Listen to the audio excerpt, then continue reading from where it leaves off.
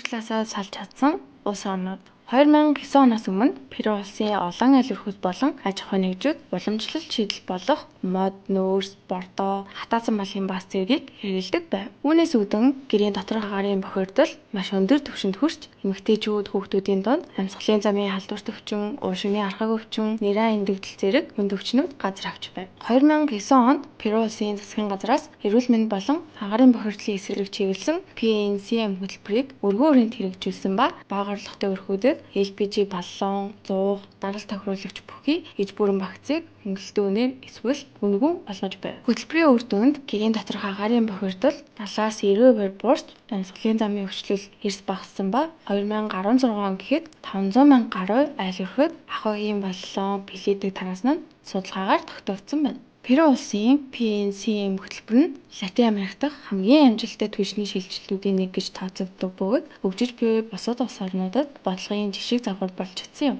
Горгац эрүүл агаар эрхтлийн нэмсэглэл